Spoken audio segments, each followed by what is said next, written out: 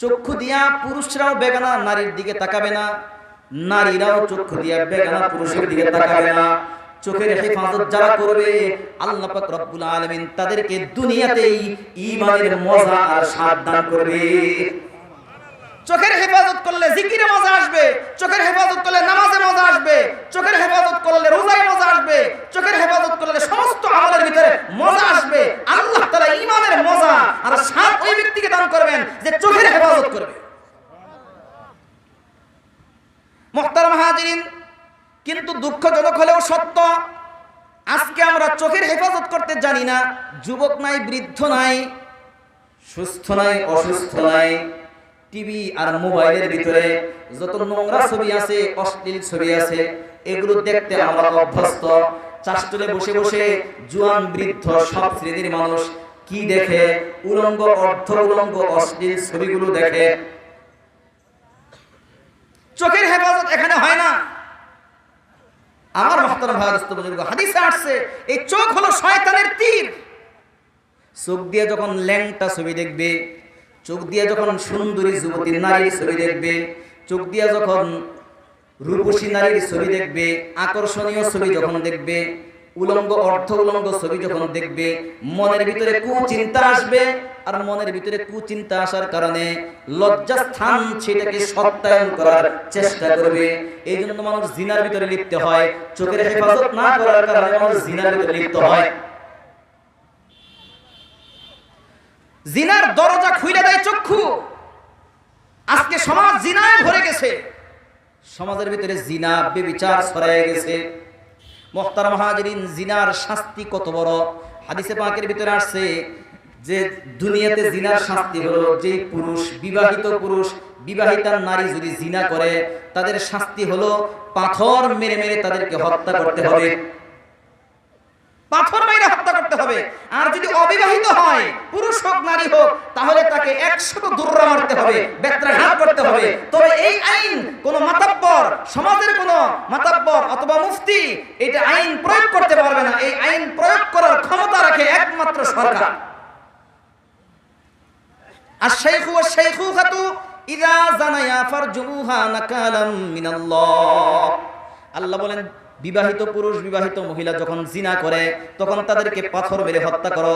আয-যানিয়াতু ওয়াজ-যানি ফাজলিদু কুল্লা ওয়াহিদিন মিনহুমা মিআতা জালদা। পুরুষ এবং নারীকে যদি অবিবাহিত হয় তাহলে মিআতা জালদা 100 করে বেত্রাঘাত করো। এরকম শাস্তি জিনার, যে বিবাহিত পুরুষ এবং মহিলার যে জিনার শাস্তি, এরকম শাস্তি অন্য কোনো গুনার ভিতরে দুনিয়াতে নাই।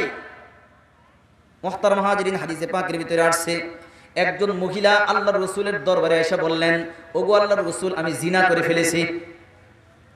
এই মহিলার কথা শোনার সাথে সাথে আল্লাহর রাসূল চেহারাটা ফিরিয়ে নিলেন। এই মহিলাটা ঘুরে আবার এদিক থেকে এসে বলতেছেন, আল্লাহর রাসূল, আমি জিনা করেছি, আমারে পবিত্র বানান।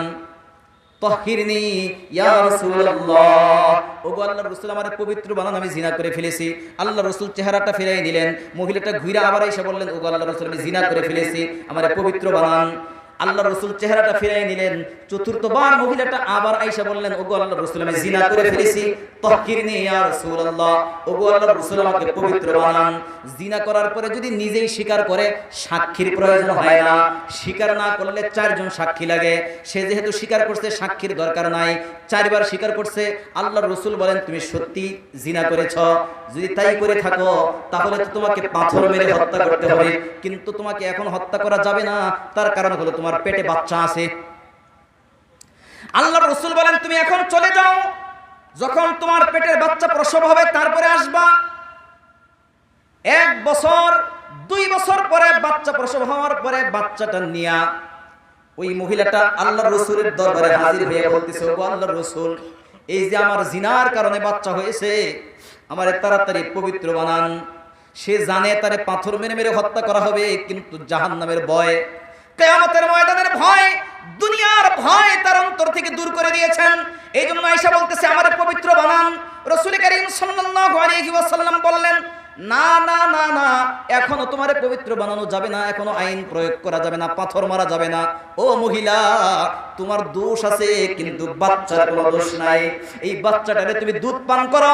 2 বছর দুধ পান করানোর পরে যখন সে নিজে নিজে খাওয়া শিখবে, নিজে নিজে তখন তুমি আসবা, তখন তোমাকে এই শাস্তি প্রয়োগ করা হবে। এই মহিলাটা চলে গেলেন, তার কোনো নাম লিস্টি করা হলো না, তার নাম ঠিকানা রাখা হলো না। 2 বছর 3 বছর পরে মহিলাটা আবার বাচ্চারে কোলে নিয়া, বাচ্চার হাতে একটা রুটি দিয়া রাসূল করিম সাল্লাল্লাহু আলাইহি ওয়াসাল্লামের কাছে এসে হাজির হয়েছে। হাজির হয়ে বলে, ওগো রাসূল, এই যে আমার সন্তান দুধ খাওয়ায়া বড় করছি, এখন রুটি খাইতেছে, তাড়াতাড়ি আমাদের পবিত্র বানান। রাসূল করিম সাল্লাল্লাহু আলাইহি ওয়াসাল্লাম এই বাচ্চাটাকে আরেকজনের দায়িত্বে দিয়ে দিলেন যে তুমি এটা নিয়ে যাও, লালন পালন করবা। এরপরে আল্লাহর রাসূল একটা জায়গার ভিতরে এই মহিলাকে একটা নামাজের পরে ঘোষণা করলেন, এই মহিলাটাকে পাথর মেরে মেরে হত্যা করা হবে। সব সাহাবীরা একত্রিত হইলেন, এই মহিলাটাকে পাথর মেরে মেরে হত্যা করা হইল। হত্যা করার পরে আল্লাহর রাসূল এই মহিলাটার জানাজা করার জন্য যাইতেছেন। এই মহিলাটার জানাজার পড়ার জন্য যখন রাসূল করিম সাল্লাল্লাহু আলাইহি সাল্লাম যাইতেছেন, আল্লাহর রাসূলের একজন সাহাবী ছিল ওমরে ফারুক রাদিয়াল্লাহু তাআলা আনহু। ওমরে ফারুক রাদিয়াল্লাহু তাআলা আনহু আল্লাহর রাসূলকে বললেন, ওগো আল্লাহর রাসূল, এই ব্যভিচারী মহিলা, জিনাকার মহিলার জানাজা আপনি পড়াবেন, এটা ঠিক না। এই জিনাকার মহিলার জানাজা আপনি পড়ায়েন না, অন্য কাউরে দিয়া পড়ান। রাসূল করিম সাল্লাল্লাহু আলাইহি ওয়াসাল্লাম বললেন, ও ওমর, তুমি জানো না এই মহিলাটা এমন খাঁটি তওবা করেছে, এমন খাঁটি তওবা করেছে এই মহিলা যেই তওবা করেছে, এই তওবাটাকে যদি পুরা মদিনাবাসীর ভিতরে বন্টন করে দেওয়া হয়, যদি পুরা মদিনাবাসীর ভিতরে এই তওবাটাকে বন্টন করে দেওয়া হয়, আল্লাহ পাক রব্বুল আলামিন পুরা মদিনাবাসীর জিন্দেগীর গুনাহগুলি মাফ করে দিবে। এই পরিমাণ খাঁটি তওবা করেছে এই মহিলা, সুতরাং এখন তার আমলনামায় কোনো গুনাহ নাই, এজন্য আমি রাসূলই তার জানাজা পড়াবো।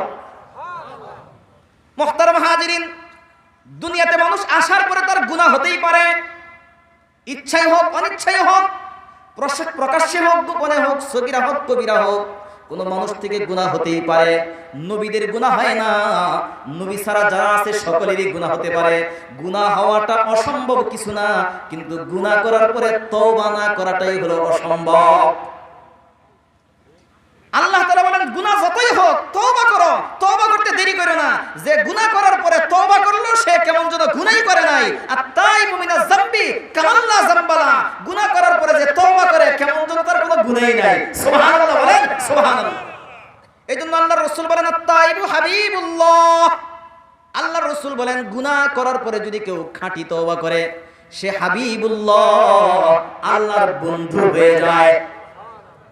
মুহতারাম হাজিরিন, এই জন্য গুনাহ যতই হোক তওবা করতে দেরি করব না। বলেন তো দেখি, যেই লোকটা রাস্তা দিয়ে চলার সময় পিছলা পড়ে গেছে, পিছলা পড়ে যাওয়ার পরে যদি আবার উঠে চলা শুরু করে, তাহলে এই লোকটা পড়ে গেছে এই কথা কি বলা যাবে? যদি 10 বার পড়ে যায়, 10 বারই যদি উঠা যায়, পড়ে আসে এই কথা বলা যাবে না। কিন্তু কেউ পড়ার পরে যদি আর উঠতে না পারে, তাহলে বলা হবে এই লোকটা পড়ে আছে। মুহতারাম হাজিরিন, গুনাহ করার পরে যদি কেউ তওবা না করে, তাহলে বলতে হবে এই লোকটা গুনাহগার। কিন্তু গুনাহ করার পরে যদি কেউ তওবা করে ফেলে, আর তাকে গুনাহগার বলা যায় না। আল্লাহ তাআলা কত বড় দয়ালু, গুনাহ করার পরে বান্দার জন্য, গুনাহ থেকে মুক্ত হওয়ার জন্য তওবার দরজা 24 ঘন্টা খোলা রাখছেন। আল্লাহ বলেন, হে গুনাহগার বান্দারা, ইয়া ইবাদিয়াল্লাযীনা আসরাফু আলা আনফুসিহিম, ইয়া ইবাদিয়াল্লাযীনা আসরাফু আলা আনফুসিহিম লা তাকনাতু মির রাহমাতিল্লাহ ইন্নাল্লাহা ইয়াগফিরুয যুনুবা জামিআ।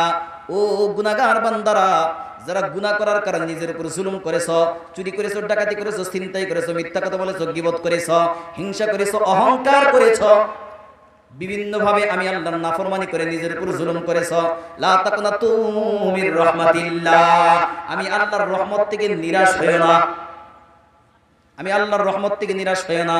ইন্নাল্লাহা ইয়াগফিরুয যুনুবা জামিআ, আমি আল্লাহ কোরআনের মাধ্যমে জানায় দিলাম, যতই গুনাহ করো না কেন, যদি খাঁটি অন্তরে তওবা করো, আমি আল্লাহ কথা দিলাম, আমি আল্লাহ কথা দিলাম, তোমার জিন্দেগীর সব গুনাহ আমি আল্লাহ মাফ করে দিব। তাই আল্লাহ ডাকতে থাকেন, বাজ আ বাজ আ, হরাচে হস্তি বাজ আ, গর কাফিরু গর বুত পুরস্তি বাজ আ।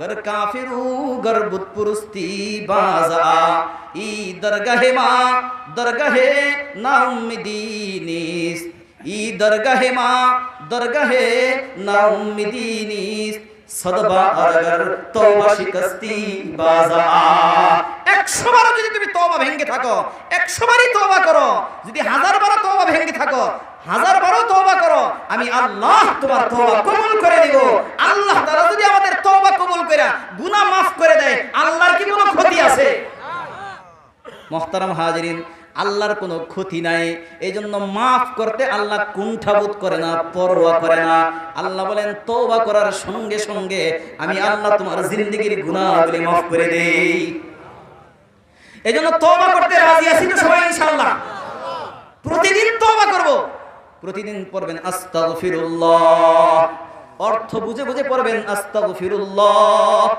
আস্তাগফিরুল্লাহ মুখে বলবেন আস্তাগফিরুল্লাহ মনে মনে চিন্তা করবেন কি কি গুনাহ করছেন কেউ দেখে নাই মালিক দেখেছে কেউ দেখে নাই আল্লাহ দেখেছেন এইজন্য আপনি মনে মনে চিন্তা করবেন আল্লাহ অমুক গুনাহ করেছি আস্তাগফিরুল্লাহ আমার এই গুনাহটা maaf করে দাও আস্তাগফিরুল্লাহ দ্বিতীয়বার আস্তাগফিরুল্লাহ বলার সময় আরেকটা গুনার কথা স্মরণ করেন তৃতীয়বার আস্তাগফিরুল্লাহ বলার সময় আরেকটা গুনার কথা স্মরণ করেন 10টা গুনাহ করেছেন 10 বার আস্তাগফিরুল্লাহ বলেন 10টা গুনার কথা স্মরণ করেন 100 গুনাহ করেছেন 100 বার আস্তাগফিরুল্লাহ করেন 100 গুনার কথা স্মরণ করেন আল্লাহ পাক রব্বুল আলামিন এইভাবে যারা আস্তাগফিরুল্লাহ পড়বে তাদের আস্তাগফিরুল্লাহর কারণে জিন্দেগীর গুনাহগুলি আল্লাহ maaf করে দেয় এইজন্য দৈনন্দিন যদি নাও হয় কমপক্ষে 100 বার আস্তাগফিরুল্লাহ পড়ব এটা সবাই নিয়ত করতে পারি না ইনশাআল্লাহ কারা কারা নিয়ত করলাম একটু হাত উঠিয়ে দেখাই